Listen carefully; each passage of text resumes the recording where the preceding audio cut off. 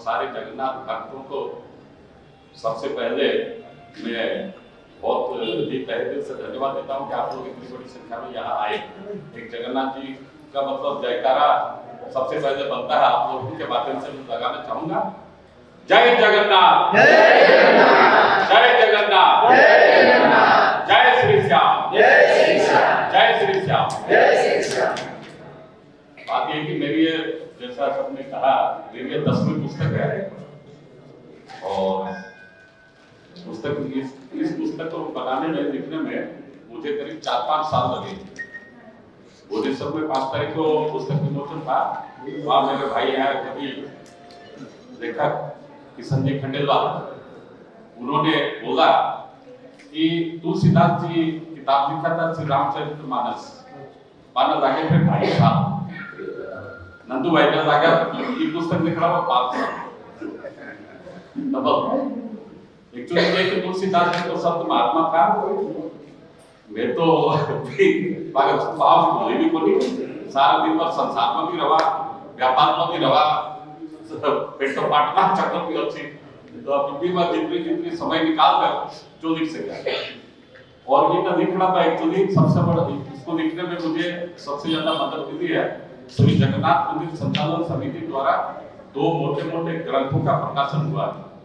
वो दोनों ग्रंथ जो है वो स्कंद पुराण से दिए हुए, संस्कृत और उसका अनुवाद हिंदी में 1600 पेज है, 1600 पेज के वो ग्रंथ है, उसको मैंने पढ़ा।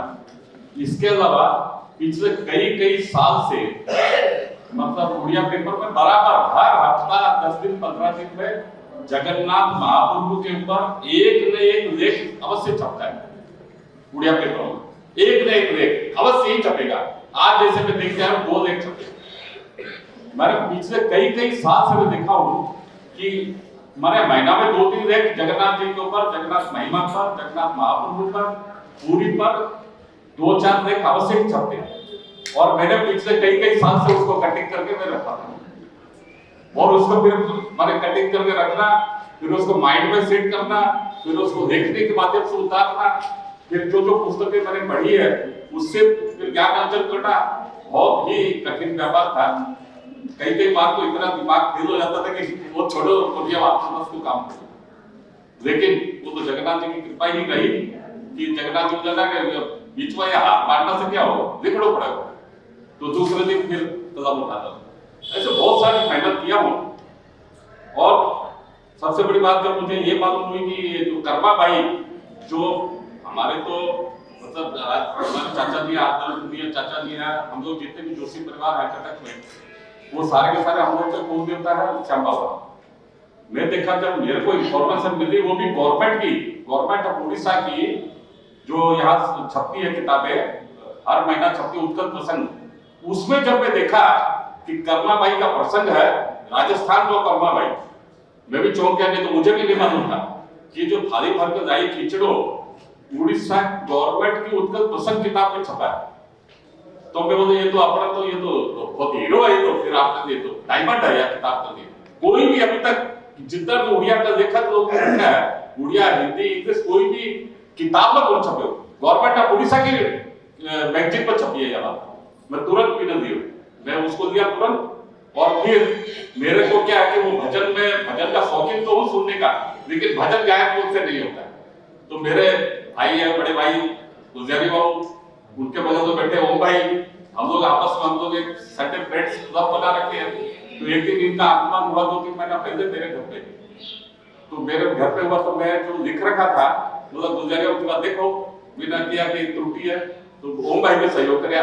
कई त्रुटि भी मतलब मैं लिखा तो वो कई त्रुटि एक्चुअली उसमें ये लोग निकाला वो जाता है। अच्छा YouTube चैनल से मैं लिया था एक्चुअली, आपको बता दूं ये जो भजन मैंने YouTube से लिया था, और सॉरी गूगल से लिया था। तो गूगल से देखने के बाद भी इन्होंने कई गलतियां निकाली, मतलब बहुत मुश्किल हुआ है। और भजन जो है त्रुटि सूखी होना चाहिए। तब फिर उसको मैं इस किताब को एक्चुअली 4 प्रूफ मैंने निकालना पड़ा है।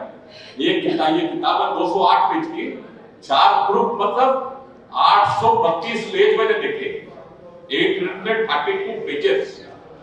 उसमें फिर ये खास तौर पे ये भजन कहीं कोई त्रुटि न रह जाए, इसके लिए इस किताब को, वो जो भजन को लेकर गुजरिया के घर में गया 2 महीना पहले, 1.5-2 महीना पहले, बोला थे देखो मैंने आज मेरे को आज आपसे कोई काम नहीं, केवल ये भजन का कहीं कोई त्रुटि रह जाए, त्रुटि सुधार के लिए ही आया।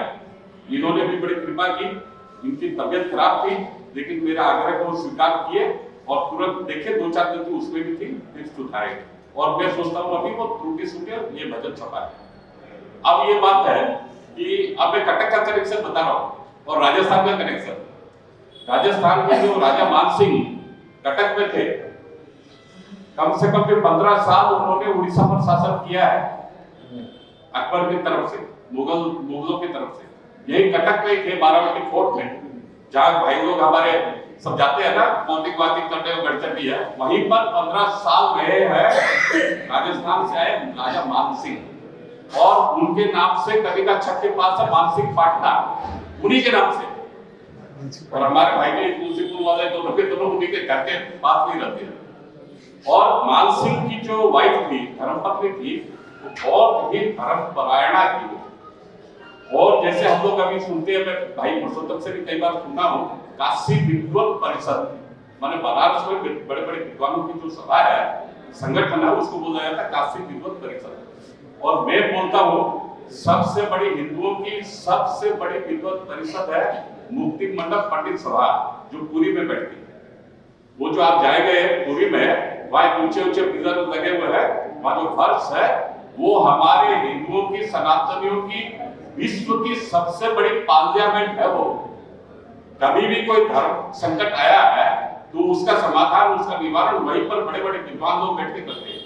एक मैं उसके उदाहरण आपको देना चाहूंगा कि मैडम थी इंदिरा गांधी, भारत की प्रधानमंत्री, 2 बार उन्होंने कोशिश की सारे भारत वर्ष के सभी मंदिरों में जाके मत्था टेका, लेकिन जगन्नाथ मंदिर में उनका प्रवेश निषेध हुआ 2 बार। एक बार तो ऐसा है कि पंडित कमलापति त्रिपाठी जो बनारस के सांसद थे, जहां मोदी जी सांसद है, उसी जमाने में पंडित कमलापति त्रिपाठी भी वहां से सांसद हुआ करते थे, यूपी के चीफ मिनिस्टर भी थे, भारत के रेलवे मिनिस्टर भी थे। उनका फोन आया जानकी वल्लभ पटनायक के पास, जब वो मुख्यमंत्री थे, मैं उनके पास में बैठा था जानकी के पास।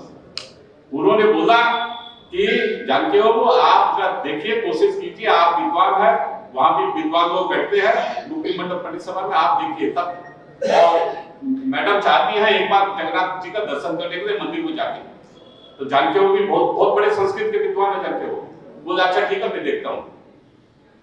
उसके बाद जानकी बाबू भी बहुत चेष्टा की, हुआ नहीं। 2 बार उनके एप्लीकेशन ठुकरा दी।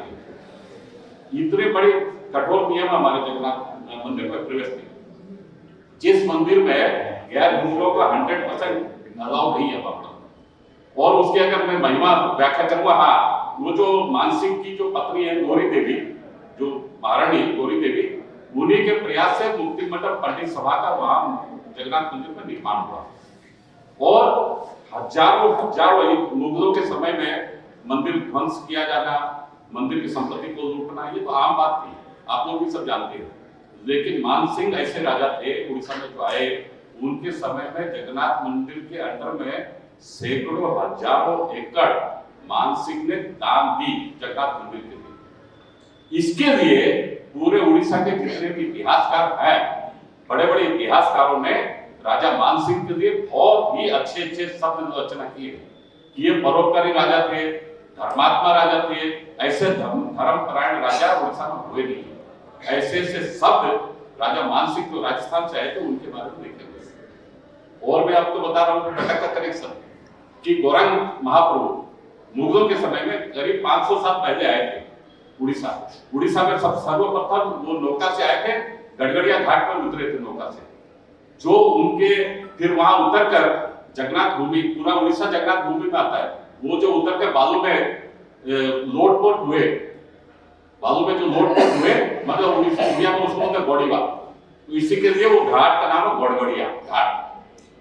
और यहाँ आप हम लोग सब बैठे बालू बाजार में, तो बालू बाजार में ही जो दुर्गा देवी का जो मंदिर है, जो हम लोग दुर्गा पूजा जो होती है ना यहाँ पर, शारदीय दुर्गा पूजा अक्टूबर महीने में, जो बालू बाजार में जो दुर्गा देवी का मंडप है, वहां पर जो मूर्ति बनती है दुर्गा जी की, स्वयं गौरांग महाप्रभु द्वारा ही वो मतलब मूर्ति बनाई गई थी, उन्हीं के हाथों से। वही परंपरा बालूविहार में 500 साल से आज तक भी चल रही है। और उड़ीसा में सर्वप्रथम सार्वजनिक दुर्गा पूजा वहीं से आरंभ हुई है, बालूविहार से, जहां हम लोग बैठे हैं। और फिर ये गौरांग महाप्रभु यहीं से, हमारे चैतन्य मठ भी है, कटक चंडी मंदिर के पास चैतन्य मठ भी है, वहां उनके चरण चिन्ह है गौरांग महाप्रभु के। और यहाँ ये जो अपना गढ़गड़ेश्वर घाट जो मंदिर है, वहां पर भी उनके चरण चिन्ह है।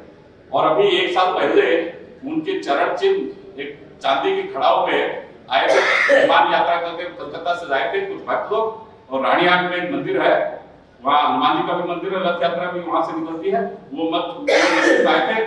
और हमारे कुछ भाई लोग भी वहां, मैं कुछ लोगों को फोन किया था, कुछ हमारे लोग, मैं भी खुद भी किया था, मेरी धर्मपत्नी भी गई थी, कुछ लोग उस चरण पादुका, जिसको चैतन्य महाप्रभु जिस चरण पादुका को पहनते थे खड़ाऊ, उसका भी दर्शन हम लोग किया पिछले साल रानीहाट में मंदिर में जाके। और वो चैतन्य महाप्रभु यहाँ आके, यहाँ से वो वापस गए थे, पूरी में ही रह गए, उनके कई चले चपाटे छोड़ के वृंदावन चले गए।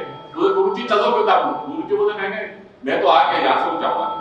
तो उसका और सबसे बड़ा उदाहरण दे रहा हूँ, स्वामी विवेकानंद के गुरु थे रामकृष्ण परमहंस, आप लोग सब नाम सुने होंगे। रामकृष्ण परमहंस बोले स्वामी विवेकानंद को, कभी बोल से भी पूरी मत जाना, अगर जाओगे गौरांग महाप्रभु जैसे वहां रह गए, तुम भी वहीं रह जाओ, वहां कभी जाना ही मत जिंदगी में। मैं भी नहीं गया, तू मेरा चेला, तेरे को भी मना कर रहा हूं, क्योंकि जाके वो वापस गया है। गौरांग महाप्रभु सबसे बड़े उदाहरण, इसलिए स्वामी गौरांग रामकृष्ण परमहंस भी कभी पूरी नहीं आए, गौरांग महाप्रभु सॉरी विवेकानंद, सारे दुनिया विवेकानंद जाके अमेरिका में मतलब सनातन के ऊपर भाषण दिए हैं, लेकिन पूरी कभी नहीं आए, क्योंकि गुरु जी का मना किया हुआ था कि एक बार जाएगा तो वहीं रह जाएगा। पूरी की ऐसी महिमा है। इस किताब में भी मैंने उल्लेख किया है कि पूरी में जो भी लोग जन्मे हैं और जगन्नाथ भूमि में जो लोग रहते हैं, वो विश्व में सबसे ज्यादा बुद्धिमान लोग हैं। मेरे मन से एक भी शब्द या अक्षर इसमें नहीं दिया, सारे स्कंद पुराण, ब्रह्म पुराण, लक्ष्मी पुराण, जो सब भी मैंने पढ़े हैं, उसी के आधार पे और उड़ीसा सरकार के डॉक्यूमेंट्स के आधार पे मैंने इसमें लिखा है। मेरे मन से एक भी शब्द या एक भी अक्षर मैंने इसमें नहीं लिखा। और आप लोग जब पढ़ेंगे तो आपको भी काफी इसमें आनंद आएगा। वैसे तो बोलूंगा तो वो बात है ना, हरि आनंद, हरि कथा अनंता, कभी खत्म नहीं होगी। और सब कोई व्यवसायी लोग है, मैं ज्यादा सबका समय भी नहीं दूंगा। बहुत आज वसंत लोढ़ा जी ने भी बहुत अच्छा मन संचालन किया, शायद पहली बार इनका ये मौका मिला। मेरे को भी बोला था बिल्कुल कॉन्फिडेंस रखो, इसी स्कूल में पढ़ी है वसंत जी की, और मैं भी इसी स्कूल का विद्यार्थी हूँ। मैं यहाँ पर जब पढ़ता था, या बाई तरफ कक्षा 4 में पढ़ता था जब, उसी समय भारत पाकिस्तान का युद्ध हुआ था 1965 में। और जो उसकी हेडलाइंस थी हिंदी पेपर की, मैं अभी तक भी मुझे याद है, 1965 की बात अभी तक मुझे याद है। उसमें हेडलाइंस में था, हिंदुस्तान पेपर था, उसमें लिखा हुआ था भारत के अब्दुल हमीद ने 2.5 मिनट में पाकिस्तान के 7 पैटर्न टैंकों को तोड़ा। सब वो हेडलाइंस मुझे आज भी याद है, 1965 की। और जो भी कुछ है ज्ञान अर्जन किया हो, हिंदी साहित्य समिति जो इसका आयोजक है, वो सारी किताबें अंदर में है। वो साहित्य समिति वहां से निकल के यहाँ आ गई है, और बड़ी खुशी लगती है कि जिस हिंदी साहित्य समिति में हजारों बार जाके पुस्तकों को पढ़ाऊं, पेपर को पढ़ाऊं, वो हिंदी साहित्य समिति आज इसके आयोजन करता है। ये मुझे सबसे तो आप लोग इसको जब पढ़ेंगे बहुत ही आनंद आएगा। और एक बात है, सबके जगन्नाथ जी के आशीर्वाद से, सबके सहयोग से, सबके आशीर्वाद से मैं अभी और एक किताब भी लिखने जा रहा हूँ, जो अभी जगन्नाथ परिक्रमा प्रकल्प, कल से गाड़िया जी से भी रात को बात हुई थी, ये भी बोले वहां कल ही पूरी में ये थे। तो वो जगन्नाथ जी की परिक्रमा प्रकल्प मतलब पूरी का भी पूरा फेस चेंज हो गया, पूरा चेंज, टोटल चेंज। 800-850 साल पहले जगन्नाथ मंदिर का निर्माण हुआ था, और उस समय निर्माण के उस समय जो आयोजन करता थे, किसके निर्देश में हुआ ये भी मैं बता देता हूँ। भगवान ब्रह्मा जी के निर्देशानुसार हुआ है जगन्नाथ मंदिर का निर्माण। और उसमें मुख्य पुरोधा कौन थे? महर्षि भारद्वाज, जो हम लोग भारद्वाज ऋषि के गोत्र हैं। चाचा जी, मैं दिनेश, हम लोग हैं भारद्वाज ऋषि गोत्र। महर्षि भारद्वाज ऋषि के निर्देशन में पुरी में जगन्नाथ मंदिर का निर्माण, उसका ये जो होता है लोकार्पण, वो हुआ। और प्रभु श्री राम वन में जब गए थे, महर्षि भारद्वाज ऋषि के आश्रम में भी गए थे।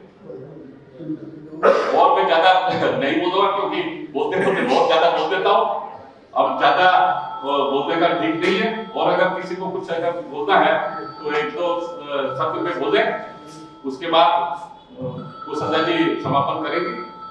और एक बात सबसे बोल देता हूँ कि बस अब चंद मिनटों में ही प्रोग्राम खत्म होगा। उसके बाद नीचे हाईटी की व्यवस्था है, सभी से अनुरोध है कृपया नीचे हाईटी का आनंद लेके जाए।